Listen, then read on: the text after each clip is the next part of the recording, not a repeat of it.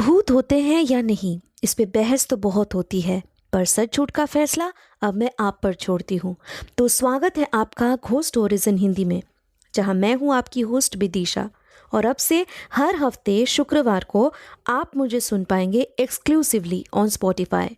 आज ही ghost stories in Hindi को Spotify पे फॉलो करें और बेल आइकन को दबाना ना भूलें, जिससे मेरी हर कहानी आप सुन सकेंगे सबसे पहले।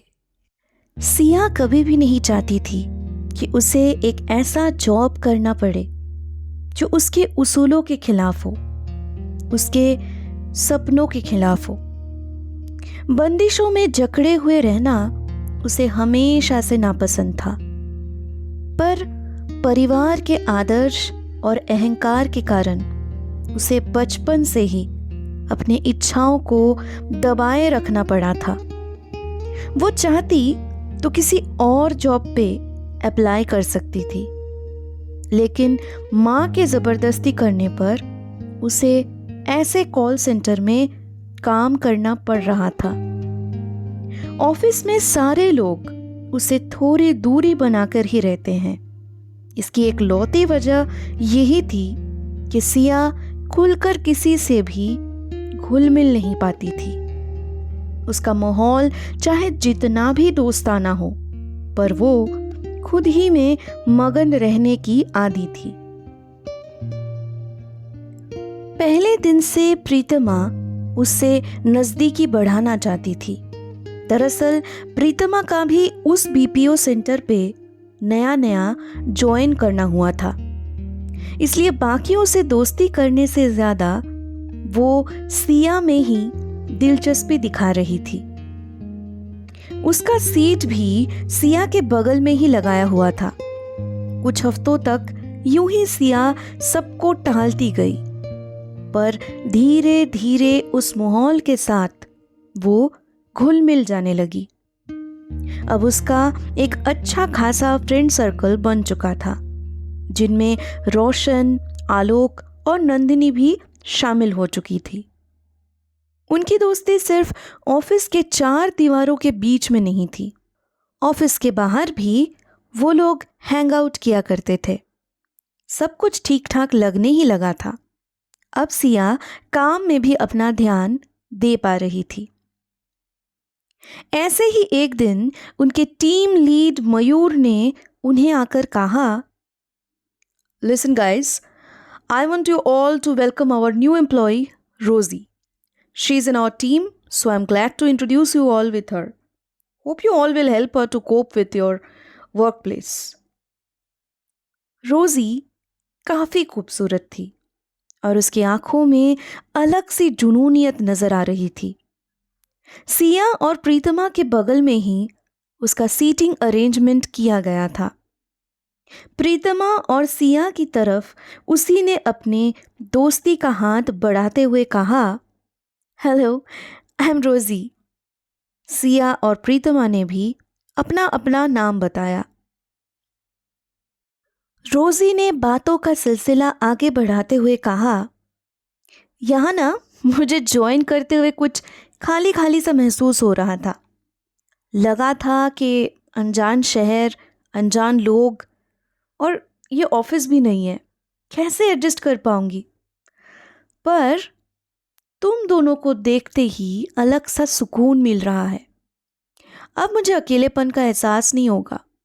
हमारी दोस्ती जल्दी हो जाएगी, क्यों है ना?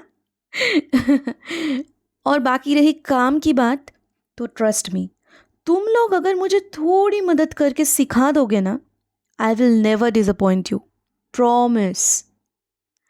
वाकई में बहुत ही कम वक्त में उसने अपने आप को कुछ इस तरह तैयार कर लिया मानो कि वो सालों से उसी ऑफिस में काम कर रही हो। अपनी टीम को आगे बढ़ते हुए देख रोशन, आलोक, नंदिनी, सिया और प्रीतमा खुश तो थे, पर उनके अंदर कहीं ना कहीं रोजी के लिए ईर्ष्या भी घर कर बैठी थी। एक दिन कैंटीन में इकट्ठे बैठे हुए थे सारे दोस्त। तभी रोजी की तरफ देखते हुए रोशन ने कहा, तो तुम यहाँ अपने पेरेंट्स के साथ नहीं रहती? रोज़ी मुस्कुराते हुए बोली, नहीं, यहाँ अकेली मैं रेंट पे रहती हूँ। प्रीतमा ने कहा, यार मैं अकेली रहने का ना सोच भी नहीं सकती, इसलिए तो सिया को साथ में बुला लिया। बहुत डर लगता है मुझे। रोज़ी जवाब में बोली, आदतें सब कुछ सिखा देती है और आपको बदल भी देती है। उस रोज़ रोज़ी की कही हुई बात पे वो इस तरह अमन करेगी, ये किसी ने अंदाज़ा भी नहीं लगाया था। महीने भर के बाद जब उसे employee of the month announce किया गया तो सब हक्के बक्के रह गए। सिया और प्रीतमा के अलावा हर किसी को उस ऑफिस में लगभग 1 साल या उससे ज़्यादा काम करने का तजुर्बा हो चुका था। इतने कम समय में इतना ज़्यादा तरक्की करते हुए किसी को नहीं देखा गया था। दिन रात लगन से काम करते हुए रोज़ी थकती नहीं थी। कस्टमर सर्विस कैसे हैंडल किया जाता है वो अब उसके जहन में आ चुका था, लेकिन यूं वो सभी को मात दे देगी ये किसी ने सोचा नहीं था। मयूर सर अब उसकी तारीफ करते हुए रुकते नहीं थे। सिया को शायद कभी भी रोज़ी से कोई तकलीफ महसूस नहीं होती थी। इसी वजह से वो कब रोज़ी की सबसे ज़्यादा खास सहेली बन गई थी कि उसे पता भी नहीं चला था। ऑफिस में काम करते हुए आपस में काफ़ी बार उनकी बातचीत होती रहती थी। सिया के अलावा बाकियों का भी उसने अपने अच्छे बर्ताव के ज़रिए दिल जीत लिया था। देखते ही देखते 8 महीने गुजर चुके थे। इस बीच लगातार एम्प्लॉय ऑफ द मंथ का खिताब रोज़ी को मिलता गया। उसकी कड़ी मेहनत और अच्छे स्वभाव की वजह से उसके प्रति अब किसी के मन में कोई भी बैर नहीं था। सभी रोज़ी से प्रभावित होने लगे थे। अब वो हर किसी के लिए प्रेरक बन चुकी थी। यूं ही एक रात सिया कॉल अटेंड करते करते थक सी गई थी। थोड़ा ब्रेक लेकर वो कॉफ़ी मशीन के पास जाकर खड़ी हुई थी। रोज़ी भी तब उसके पीछे पीछे वहाँ पहुँच गई। उसके चेहरे से भी थकावट साफ नज़र आ रही थी। सिया के कंधे पे हाथ रखते हुए उसने कहा, यार आज इतना काम का प्रेशर है कि मुझसे नहीं झेला जा रहा है। कब ख़त्म होगा ये आज का हेक्टिक नाइट शिफ्ट? मैं बस अब छुटकारा चाहती हूँ। सिया उसे छेड़ते हुए बोली, अरे मैडम, अगर एम्प्लॉय ऑफ द मंथ ही ऐसी बातें करेगी तो हमें एनर्जी कहाँ से मिलेगी? तू ही तो हमारे ऑफिस की शान है। मेरी भी आइडल है तू। चीयर अप, बस कुछ और देर ही निभाना है, देन सीधा घर और गहरी नींद। रोज़ी भी इस बात पे दोबारा हिम्मत जुटाकर कॉफ़ी मग हाथों में लिए अपने डेस्क पे वापस चली जाती है। चारों तरफ बस कॉल्स ही चली जा रही थी। रोज़ी अपना काम ख़त्म कर चुकी थी। बाकी के सब भी अपने अपने चीज़ें समेटने में लगे हुए थे। उसी चहल पहल में अचानक से रोज़ी के डेस्क पे किसी का कॉल आता है। शुरुआत में वो कॉल आने पर टीम लीड मयूर वहीं पे खड़े थे। वो रोज़ी के कॉल ख़त्म होने का इंतज़ार करने लगे। वो अपने टीम को लेकर कैब के लिए रवाना होना चाहते थे, लेकिन जो कॉल 6 से 7 मिनट के दौरान ही आम तौर पे ख़त्म हुआ करता है, वो इस बार कुछ लंबी चल रही थी। अपने केबिन में वापस चले जाते हैं मयूर। करीबन 15 मिनट के बाद अचानक से तेज आवाज में बात करने लग गई थी रोज़ी। आलोक और नंदिनी अपने दाएं ओर मुड़कर रोजी को देखने लगते हैं। रोजी तभी भी चिल्लाते हुए उस कॉल पे रहे हुए आदमी को कुछ बोले जा रही थी। आपको समझ में नहीं आ रहा है क्या? मैं आपसे कह रही हूँ ना। क्या कह रही हूँ मैं आपसे? उस बात पे गौर कीजिए। आप ही ने कॉल किया है। It's not my fault. आपकी हिम्मत कैसे हो रही है मुझ पे यूं चिल्लाकर इल्ज़ाम लगाने की?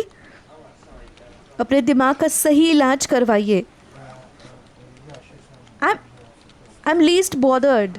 समझे ना आप? क्या चाहते हो आप? क्यों परेशान कर रहे हो मुझे?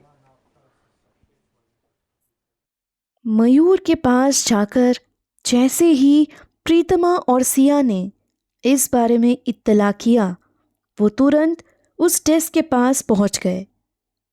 वहां पे खड़े खड़े मयूर खुद ये सोच में पड़ गए कि कहीं कोई रोजी को परेशान तो नहीं कर रहा है, क्योंकि कॉल पे कभी रोजी चिल्ला रही थी, कभी नाराज हो रही थी, तो कभी परेशान होकर अपना सर पकड़ के बैठ रही थी। उनके कुछ समझने से पहले ही उस कॉल को काटते हुए रोजी अपनी जगह से उठकर बैग पैक करके ऑफिस से बाहर चली जाती है। करीबन 30-35 मिनट तक ये कॉल चल रहा था। ये आज पहली बार ही हुआ था कि रोजी ने ऐसे किसी कस्टमर से बात की थी।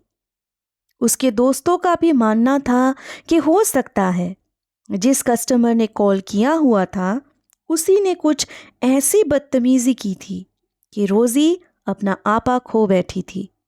किसी ने भी उसे घर लौटते वक्त कैब में बैठे हुए ये नहीं पूछा कि आखिर बात क्या थी। मयूर का भी मानना था कि रोजी अपने आप ही उन्हें सारा किस्सा बताए तो ज़्यादा अच्छा है। जल्दबाजी करने पर उसके गुस्से का पारा और बढ़ सकता है। अगले दिन से रोजी ऑफिस में आती तो थी, पर ऐसा लग रहा था कि उसमें कुछ बदलाव सा आ गया है। हमेशा की वो फुर्तीला मिजाज और वो झिलमिलाता हुआ चेहरा अब किसी को भी रोजी में नजर नहीं आ रही थी।